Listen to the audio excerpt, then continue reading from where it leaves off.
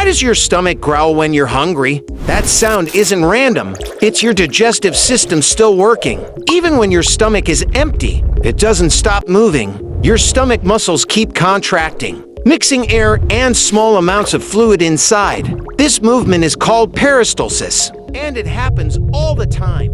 But when there's no food in your stomach, the sound becomes louder. That's because there's nothing to absorb the movement. So the air and fluids create vibrations, and you hear that growling noise. It's basically your body sending a signal, telling you it's time to eat. And the longer you wait, the louder it can get.